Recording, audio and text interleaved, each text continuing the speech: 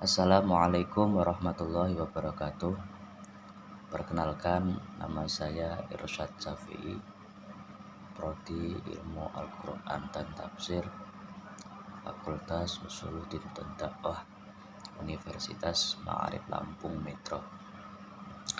Di sini saya mencoba menjelaskan tentang etika berbangsa dalam Quran Surah Al-An'am ayat 108, Al-Maidah ayat 32, An-Nahl ayat 78, Al-Humazah ayat 2 dan 3, Ali Imran ayat 105, Al-Isra ayat 70, Al-Maidah ayat 2, dan An-Nisa ayat 9. Dalam ini mata kuliah yaitu tafsir tematis, dosen pengampu Bapak Muhammad Nur Amin LCMAG. Pertama-tama kita ke pendahuluan. Etika berbangsa dalam Islam tidak hanya terkait dengan hubungan antar individu, tetapi juga hubungan antara masyarakat dan negara. Al-Quran memberikan pedoman untuk menciptakan harmoni sosial, keadilan, dan kesejahteraan dalam kehidupan bermasyarakat. Kita cuplik Quran Surah Al-An'am ayat 108. Quran Surah Al-An'am ayat 108. Dalam ayat ini, apa etika berbangsanya? Yaitu menghargai keyakinan orang lain meskipun berbeda agama. Implementasinya, penerapannya yaitu toleransi antar umat beragama, tidak mencela keyakinan atau tradisi agama lain untuk menjaga kedamaian sosial. Penjelasan tafsir Marawi. Yang pertama, larangan mencela sembahan orang lain.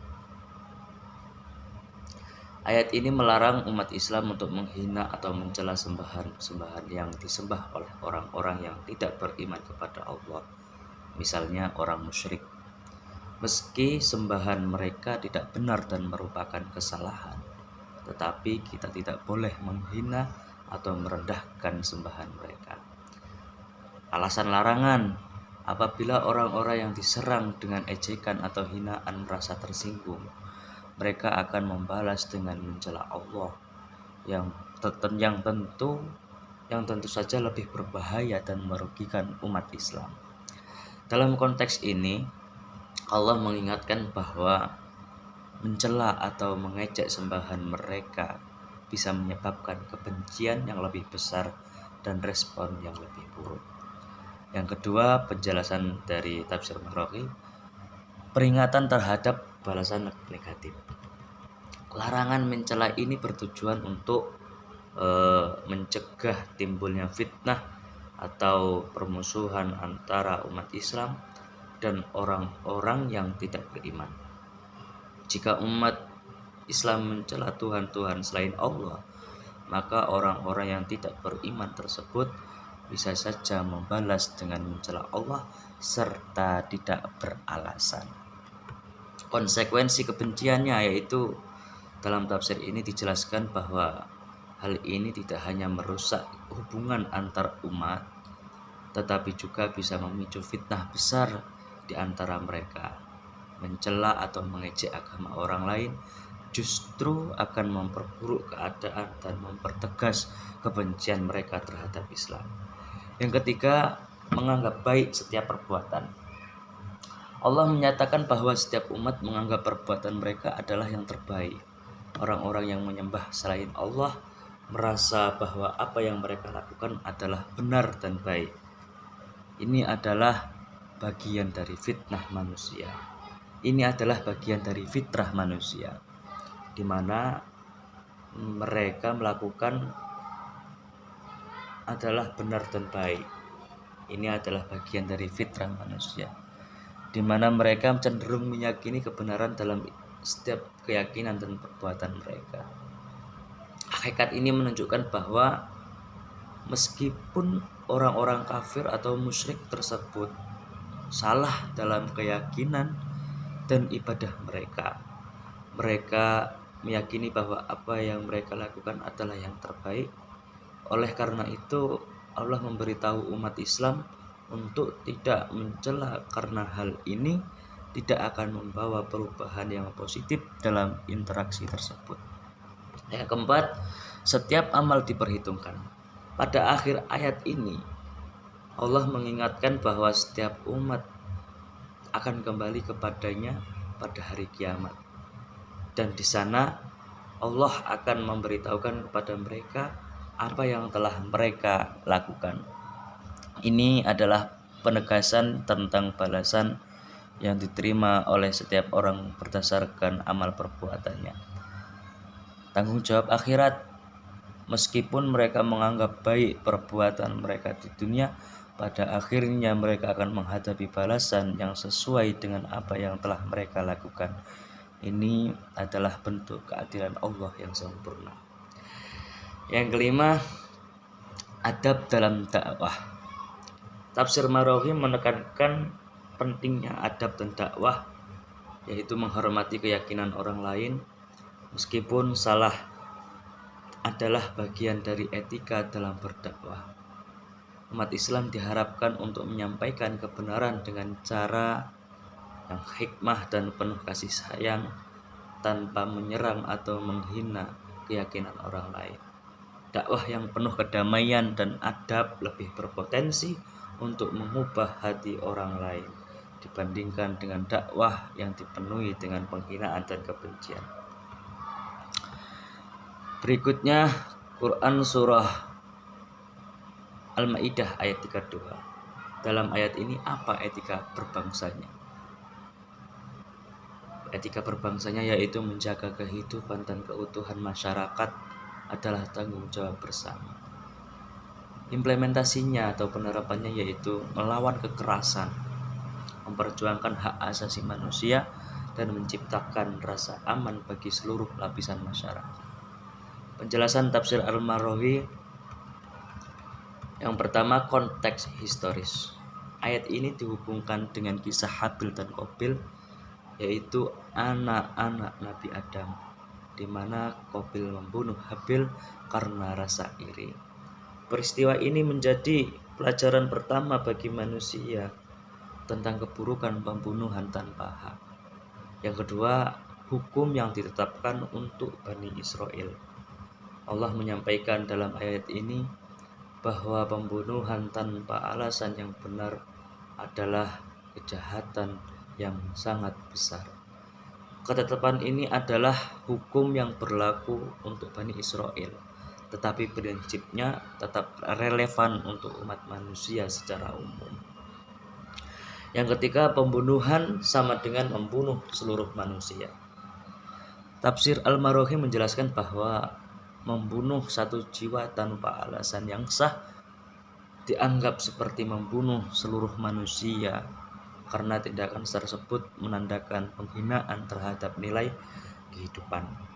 Ia juga membuka pintu bagi kehancuran moral dan sosial jika dibiarkan. Yang keempat, memelihara kehidupan. Sebaliknya, menyelamatkan satu jiwa atau memelihara kehidupan manusia diibaratkan seperti menyelamatkan seluruh umat manusia. Tindakan ini menunjukkan penghormatan terhadap kehidupan dan tanggung jawab sosial. Yang kelima, relevansi dengan syariat Islam. Al-Maraghi menekankan bahwa hukum ini tetap relevan dalam Islam. Syariat memberikan batasan yang jelas kapan pengambilan nyawa yang dibolehkan, seperti dalam qisas atau dalam rangka mencegah kerusakan besar di muka bumi.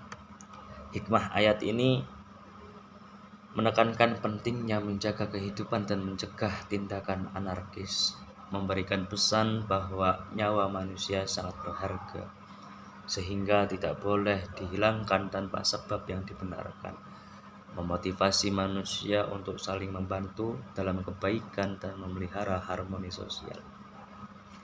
Selanjutnya Quran surah An-Nahl ayat 78. Dalam ayat ini apa etika berbangsanya? Etika berbangsanya yaitu menghargai kehidupan, hak individu sebagai karunia Tuhan. Implementasinya atau penerapannya yaitu menciptakan masyarakat yang inklusif, menghargai hak setiap individu, dan memberikan akses pendidikan serta kesempatan yang adil. Penjelasan tafsir Marohi yang pertama, penciptaan manusia dari rahim ibu. Dan Allah mengeluarkan kamu dari perut ibumu dalam keadaan tidak mengetahui sesuatu apapun. Ayat ini mengingatkan kita bahwa manusia dilahirkan dalam keadaan tidak tahu apa-apa. Tidak ada pengetahuan tentang dunia atau dirinya sendiri. Semua manusia sejak pertama kali dilahirkan berada dalam keadaan yang sangat lemah dan tidak memiliki pengetahuan. Tafsir Marohi menekankan bahwa ini adalah tanda kekuasaan Allah.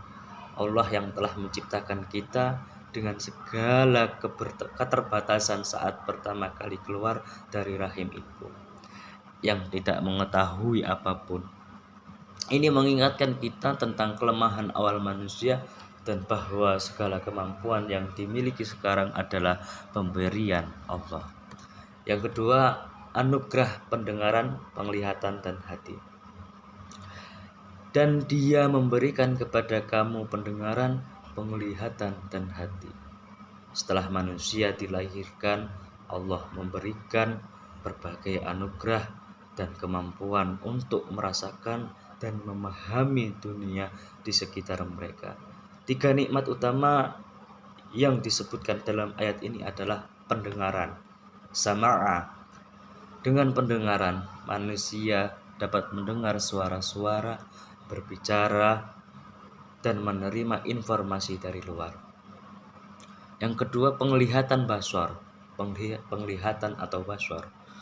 Dengan penglihatan, manusia dapat melihat alam semesta, menganalisis segala sesuatu yang ada di sekitarnya.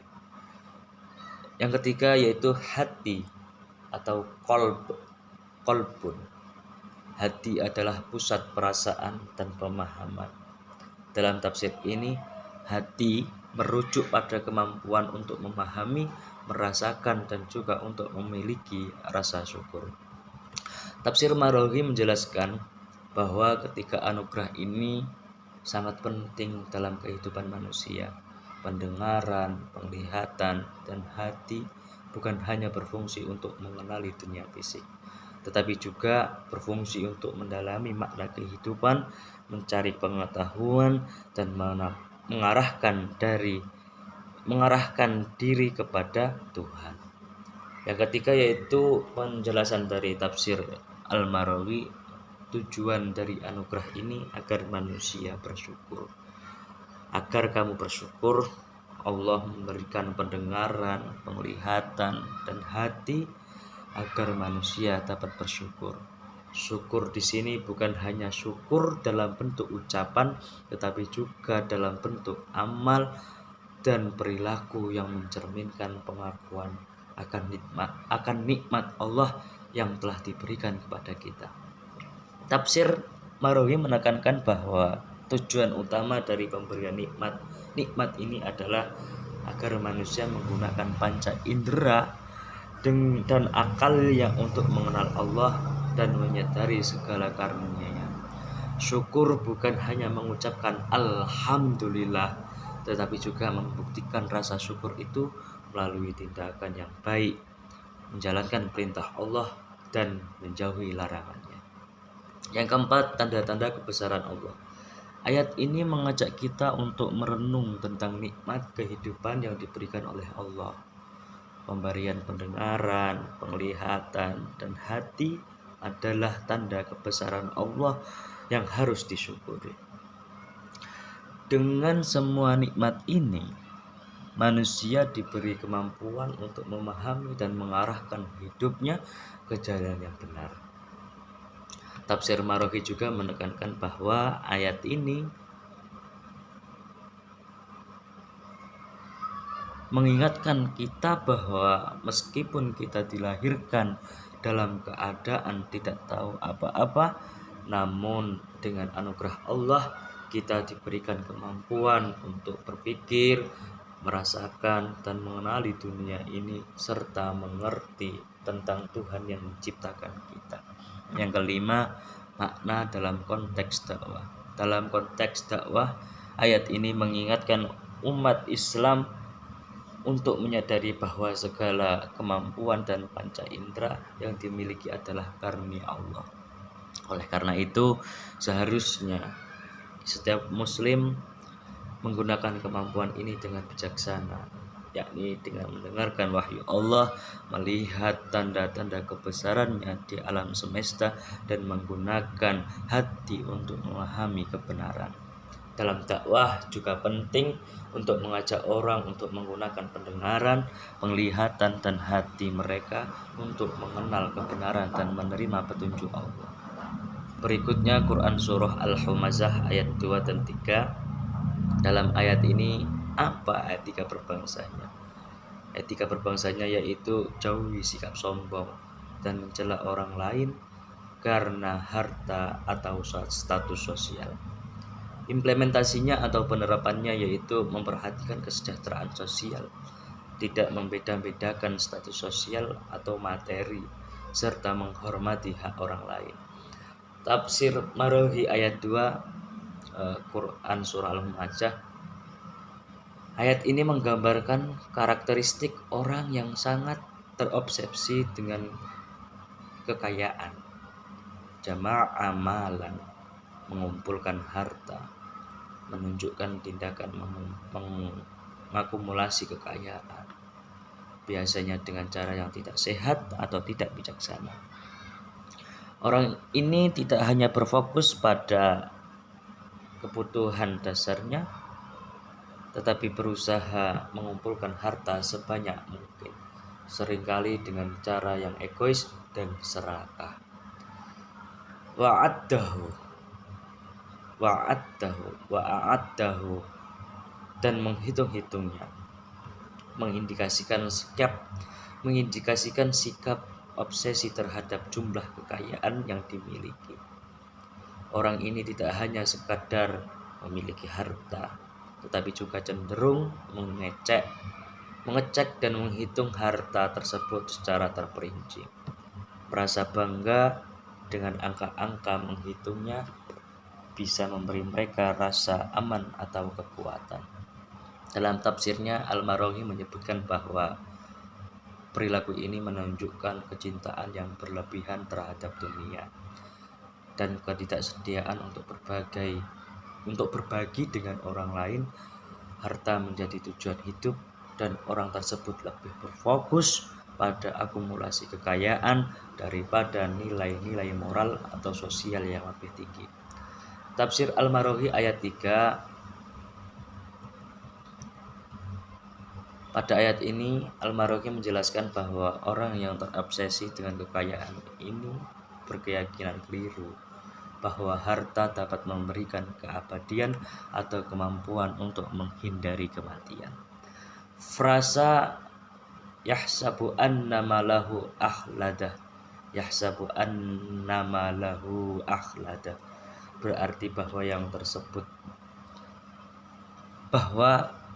orang tersebut menganggap hartanya bisa membuatnya hidup abadi atau setidaknya memberikan rasa keamanan yang permanen di dunia ini. Al-Marohi menambahkan bahwa orang seperti ini berpikir bahwa dengan memiliki banyak harta mereka bisa mengatasi semua masalah hidup, bahkan mungkin dapat menghindari kematian dan penghukuman di akhirat. Orang ini menganggap bahwa kekayaan mereka akan menjaga mereka dari segala bahaya, baik yang bersifat fisik, sosial, maupun spiritual. Namun, tafsir ini mengingatkan bahwa kekayaan meskipun bisa memberikan kemewahan dan kenyamanan duniawi, tidak bisa menghindarkan seseorang dari kenyataan kematian, sakit, atau penghukuman ilahi.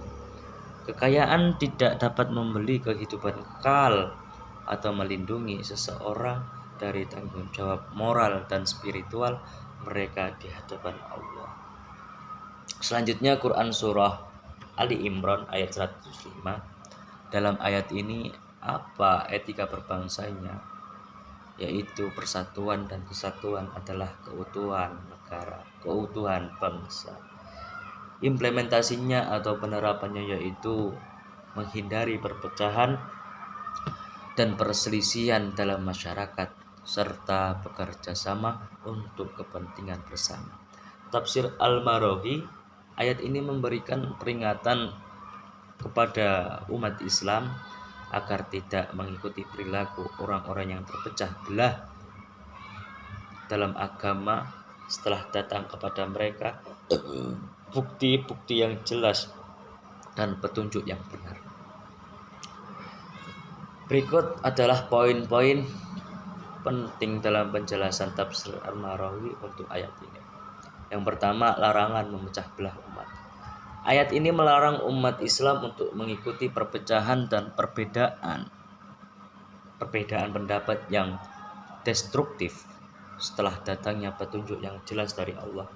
Al-Maraghī menjelaskan bahwa perpecahan dan perselisihan yang terjadi setelah wahyu dan risalah yang jelas hanya akan membawa kepada kekacauan dan kerugian baik di dunia maupun di akhirat. Orang-orang yang terpecah belah setelah wahyu datang kepada mereka adalah mereka yang mengabaikan bukti-bukti yang jelas dan justru terjebak dalam perdebatan kosong atau perbedaan yang tidak memiliki dasar yang kuat. Allah menegaskan bahwa bukti-bukti yang jelas tersebut adalah wahyu yang diterima oleh para nabi dan rasul serta petunjuk hidup yang terkandung dalam ajaran agama yang benar. Yang kedua, perpecahan setelah kebenaran terbuka. Al-Maraghī mengungkapkan bahwa perpecahan ini sangat berbahaya karena terjadi setelah datangnya bukti-bukti yang jelas. Bukti-bukti yang jelas dalam konteks ini merujuk bahwa bukti-bukti yang jelas dalam konteks ini merujuk pada wahyu Al-Quran dan ajaran-ajaran para nabi yang seharusnya menjadi pemersatu umat.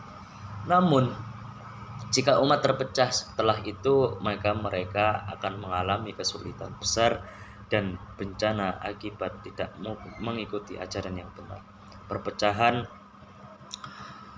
Perpecahan ini bisa disebabkan oleh kesombongan, fanatisme terhadap kelompok atau pandangan tertentu, atau bahkan keinginan untuk mengalahkan lawan dalam argumen agama, bukannya mencari kebenaran bersama. Al-Maraghī menekankan bahwa perpecahan tersebut tidak hanya merusak ukhuwah persaudaraan umat Islam, tetapi juga mengganggu tujuan utama dari agama Islam, yaitu keimanan dan kebersamaan dalam mengikuti jalan Allah. Yang ketiga, akibat perpecahan, azab yang pedih. Allah menyebutkan bahwa orang yang terpecah belah dan berselisih setelah datangnya bukti yang jelas akan mendapatkan azab yang pedih. Al-Maraghī menjelaskan bahwa azab ini tidak hanya berlaku di akhirat, tetapi juga bisa terjadi dalam bentuk kehancuran sosial dan kerugian moral di dunia. Perpecahan yang terus berlangsung akan melemahkan umat dan menumbuhkan permusuhan antara sesama muslim yang pada akhirnya merugikan umat secara keseluruhan. Al-Maraghī menyatakan bahwa orang yang berselisih setelah datangnya petunjuk Allah berarti mereka telah mengabaikan tanggung jawab moral untuk mengikuti jalan yang lurus dan telah menyimpang dari prinsip-prinsip kesatuan dalam Islam. Mereka akan menghadapi azab yang pedih baik secara spiritual maupun sosial jika mereka tidak kembali ke jalan yang benar dan bersatu. Yang keempat, pentingnya persatuan umat. Dalam tafsirnya, Al-Maraghī menekankan pentingnya menjaga kesatuan umat setelah datangnya wahyu. Islam mengajarkan umatnya untuk bersatu, berlomba-lomba dalam kebaikan, dan menghindari perpecahan yang disebabkan oleh egoisme, kesombongan, atau fanatisme. Umat yang terpecah belah setelah datangnya petunjuk akan kehilangan arah hidup yang benar dan berisiko mengalami kehancuran. Yang kelima, relevansi dengan keadaan saat ini.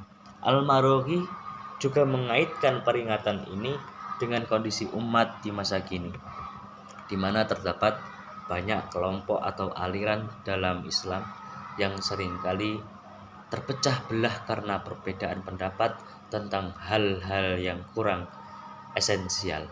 Oleh karena itu, ayat ini mengingatkan umat Islam untuk lebih fokus pada persatuan dan kesatuan dalam mengikuti ajaran Al-Quran dan Sunnah Rasulullah, serta untuk tidak terjebak dalam perbedaan yang tidak produktif. Berikutnya, Quran Surah Al-Isra ayat 70. Dalam ayat ini, apa etika berbangsanya?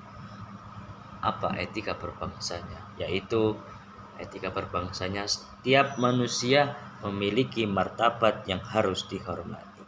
Implementasinya, penerapannya menjaga hak-hak setiap individu tanpa diskriminasi, memberikan kesempatan yang sama untuk berkembang dan maju. Tafsir Al-Maraghi, ayat ini mengandung pujian dan penghargaan dari Allah kepada manusia dan menunjukkan karunia besar yang diberikan kepada mereka. Berikut adalah penjelasan lebih rinci mengenai ayat ini berdasarkan tafsir Al-Maraghi. Yang pertama, pemuliaan terhadap anak-anak Adam, yaitu manusia. Allah mulai ayat ini dengan menyatakan bahwa kami telah memuliakan anak-anak Adam. Al-Maraghi menjelaskan bahwa pemuliaan ini berarti bahwa manusia telah diberikan martabat yang sangat tinggi di antara makhluk hidup lainnya. Manusia diciptakannya dengan fitrah yang lebih sempurna, memiliki akal, kemampuan untuk berpikir dan kemampuan untuk memilih serta berlaku baik atau sebaliknya. Selain itu, manusia juga diberikan tugas mulia sebagai khalifah di muka bumi ini. Pemuliaan ini terlihat dari banyaknya fasilitas dan kelebihan yang diberikan oleh Allah kepada manusia, baik dalam bentuk fisik seperti kelebihan akal, penglihatan, pendengaran, maupun dalam bentuk spiritual, yakni kemampuan untuk beriman dan menggunakan akal untuk memahami wahyunya. Yang kedua, kemudahan di darat dan laut. Allah kemudian menjelaskan bahwa manusia telah diberikan kemudahan untuk bergerak di bumi, baik di daratan maupun di lautan. Wa hamalnahum fi al-bahri wal bahr. Al-Maraghi menjelaskan bahwa ini merujuk pada kemampuan manusia untuk menjelajah dan menguasai berbagai wilayah, baik di daratan maupun di lautan. Manusia mampu bepergian, menjelajah dunia, menaklukkan tantangan alam, dan bahkan mengembangkan teknologi yang memudahkan perjalanan mereka, seperti transportasi darat, transportasi laut, dan transportasi udara. Allah telah memberikan manusia kemampuan untuk memanfaatkan sumber daya alam, seperti menggunakan air untuk transportasi laut atau memanfaatkan tanah untuk berbagai keperluan. Yang ketiga, rezeki dari yang baik-baik. Allah memberikan rezeki kepada manusia dari hal-hal yang baik dan bermanfaat.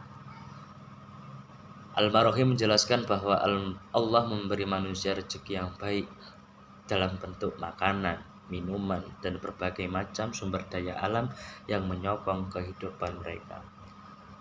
Rezeki ini tidak hanya mencakup materi, tetapi juga kenikmatan hidup yang lebih luas, seperti keselamatan, kesehatan, dan kebahagiaan.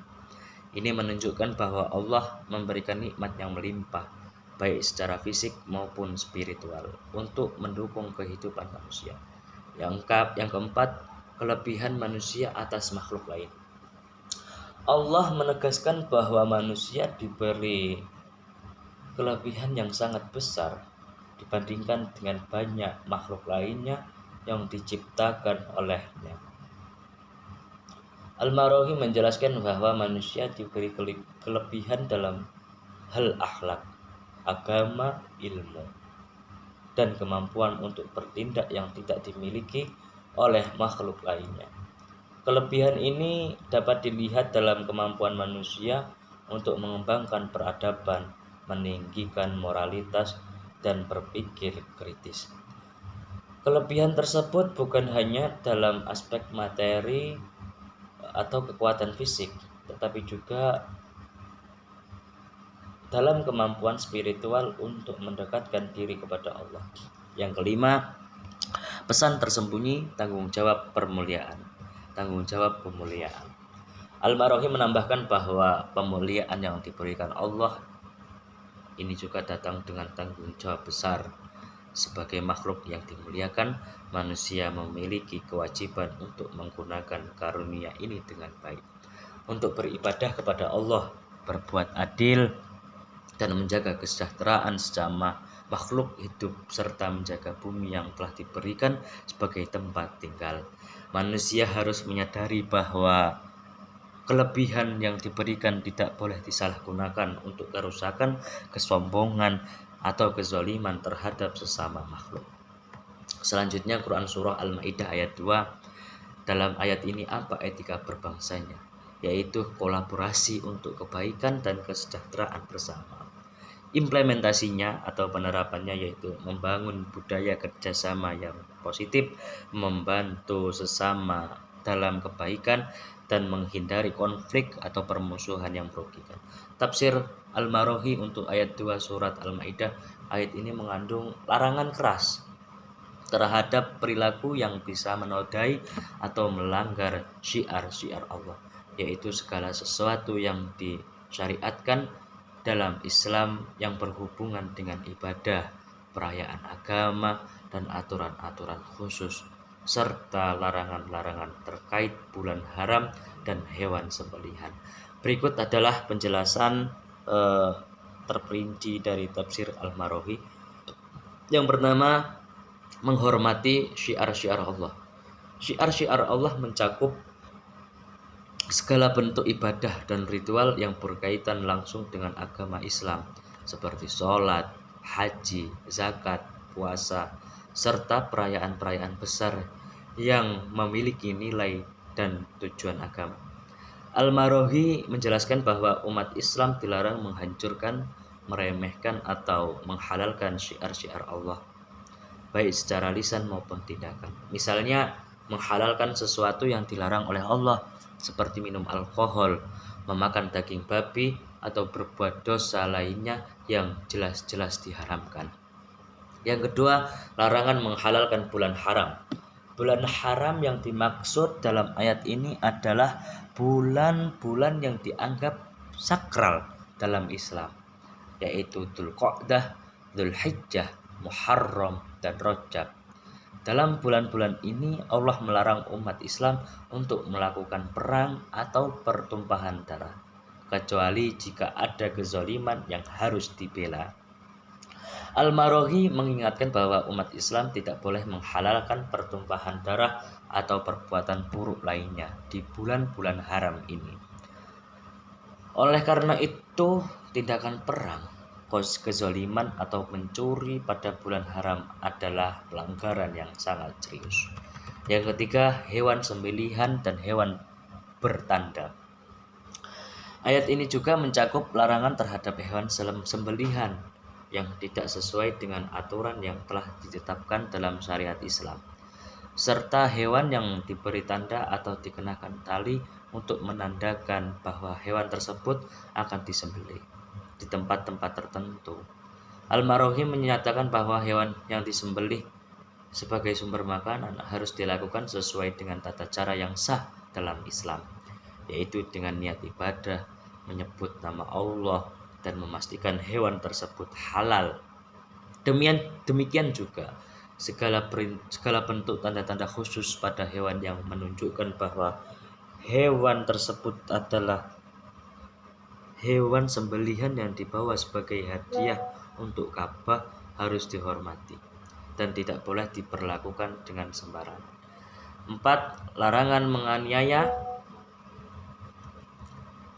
atau berbuat curang. Ayat ini juga memperingatkan agar umat Islam tidak menzalimi sesama manusia atau melanggar hak-hak Allah dan hak-hak orang lain. Al-Maraghi menekankan bahwa berbuat zalim terhadap orang lain, terutama dengan cara menyalahgunakan kekuasaan atau melakukan kejahatan, adalah perbuatan yang sangat dilarang dalam Islam. Setiap perbuatan zalim yang dilakukan baik terhadap orang lain maupun terhadap diri sendiri akan menerima balasan yang setimpal dari Allah. Yang kelima, konsekuensi dari perilaku yang salah. Pada akhir ayat ini, Allah menjelaskan bahwa tindakan melanggar hukum-hukumnya dan menghalalkan yang diharamkan akan mendatangkan balasan buruk berupa kejahatan atau pembalasan dari Allah atas setiap amal yang buruk yang telah diperbuat. Al-Maraghi menjelaskan bahwa hukuman ini akan datang sebagai akibat langsung dari tindakan buruk yang dilakukan oleh seseorang yang mencerminkan kebencian atau pengabaian terhadap syiar Allah dan larangannya. Terakhir, Quran Surah An-Nisa ayat 59, dalam ayat ini apa etika berbangsanya? Yaitu taat kepada pemerintah selama tidak bertentangan dengan ajaran agama, serta menyelesaikan perselisihan dengan cara yang baik. Implementasinya atau penerapannya yaitu menjaga kestabilan negara melalui ketaatan terhadap hukum dan peraturan yang berlaku, serta menyelesaikan konflik secara damai. Penjelasan tafsir Al-Maraghi untuk ayat 59 surat An-Nisa, ayat ini memberikan petunjuk yang sangat penting tentang prinsip ketaatan dalam kehidupan umat Islam, serta bagaimana cara menyelesaikan perselisihan di antara mereka. Berikut adalah penjelasan detail dari tafsir Al-Maraghi mengenai ayat ini. Yang pertama, taat kepada Allah dan Rasul-Nya. Ayat ini dimulai dengan perintah untuk taat kepada Allah dan taat kepada Rasul-Nya. Dalam tafsirnya, Al-Maraghi menekankan bahwa ketaatan kepada Allah dan Rasul-Nya adalah kewajiban yang mutlak bagi setiap muslim. Karena Allah adalah sumber kebenaran yang harus diikuti, dan Rasul-Nya adalah penyampaian wahyu dan teladan terbaik dalam menjalani hidup sesuai dengan petunjuk ilahi. Al-Maraghi menjelaskan bahwa ketaatan kepada Allah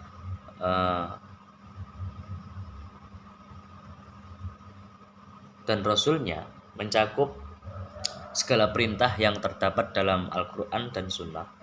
Dengan kata lain, umat Islam harus mengikuti ajaran Al-Quran dan Sunnah dalam segala aspek kehidupan mereka, baik dalam ibadah, muamalah, etika, dan politik.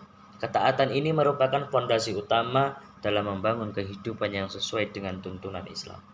Yang kedua, taat kepada ulil amri atau pemimpin yang sah. Setelah perintah untuk taat kepada Allah dan Rasul-Nya, ayat ini melanjutkan dengan perintah untuk taat kepada ulil amri di antara kamu. Ulil amri adalah pemimpin yang sah yang memegang kewenangan untuk mengatur urusan umat, baik dalam hal agama maupun dunia. Ulil amri bisa mencakup pemimpin negara, ulama, atau orang-orang yang diberi otoritas dalam hal keagamaan dan sosial. Tafsir Al-Maraghi menjelaskan bahwa taat kepada ulil amri tidak berarti taat pada pemimpin yang menentang hukum Allah atau bertindak zalim, tetapi taat kepada pemimpin yang menjalankan tugasnya sesuai dengan hukum Islam dan menegakkan keadilan. Jika seorang pemimpin memerintahkan hal yang bertentangan dengan syariat Islam, maka umat Islam tidak wajib taat kepada perintah tersebut. Yang ketiga, menyelesaikan perselisihan dengan merujuk kepada Al-Quran dan Sunnah. Ayat ini menjelaskan bagaimana cara menyelesaikan perselisihan atau perbedaan pendapat di antara umat Islam. Jika ada perbedaan pandangan atau sengketa dalam urusan agama atau kehidupan sosial, maka selesaikanlah dengan merujuk kepada Al-Quran dan Sunnah. Al-Maroki menyatakan bahwa rujukan utama bagi umat Islam adalah Al-Quran sebagai wahyu Allah yang abadi dan Sunnah Rasulullah yang merupakan contoh konkret dari implementasi ajaran Al-Quran. Rujukan kepada Al-Quran dan Sunnah berarti bahwa segala keputusan yang diambil harus didasarkan pada prinsip-prinsip yang ada dalam kitab Allah dan hadis-hadis Rasulullah. Ini adalah cara untuk menghindari perselisihan yang mengarah pada fitnah, kekacauan, atau kecurangan dalam masyarakat Islam. Oleh karena itu, jika umat Islam mengikuti Al-Quran dan Sunnah, mereka akan menemukan solusi yang benar dan membawa kedamaian dan keadilan. Yang keempat, keyakinan pada hari akhir sebagai landasan ketaatan. Al-Marohi menambahkan bahwa ketaatan kepada Allah, Rasul-Nya, dan ulil amri adalah bukti nyata dari keimanan seseorang kepada Allah dan hari akhir. Dalam tafsirnya, ia menjelaskan bahwa iman kepada Allah dan hari akhir mengharuskan seseorang untuk mematuhi petunjuk Allah dalam setiap aspek kehidupan, karena di akhirat nanti setiap perbuatan akan dipertanggungjawabkan. Mereka yang beriman kepada Allah dan hari akhir akan mengutamakan ketaatan pada syariat Allah, karena mereka tahu bahwa keputusan yang mereka buat di dunia ini akan dipertanggungjawabkan di hadapan Allah pada hari kiamat. Inilah yang menjadi motivasi moral untuk mengikuti hukum-hukum Allah dan Rasul-Nya dalam kehidupan sehari-hari.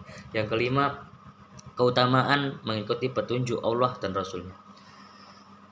Akhir ayat ini memberikan janji bahwa merujuk dan mengikuti Al-Quran dan Sunnah dalam menyelesaikan segala masalah adalah lebih baik dan lebih baik akibatnya. Al-Marohi menjelaskan bahwa mengikuti petunjuk Allah dan Rasul-Nya tidak hanya membawa kebaikan di dunia, tetapi juga akan menghasilkan akibat yang terbaik di akhirat, baik dalam hal keberkahan hidup, kemuliaan, dan pahala yang tak terhingga. Mungkin hanya itu yang dapat saya sampaikan, kurang dan lebihnya awal hingga akhir pastilah terdapat banyak kesalahan. Saya mohon maaf yang sebesar-besarnya dan saya mohon ampun kepada Allah Subhanahu wa taala. Wallahu a'lam bishawab. Mudah-mudahan kita semua mendapat ilmu manfaat dan barokah. Amin amin ya rabbal alamin. Akhirul kalam. Wassalamualaikum warahmatullahi wabarakatuh.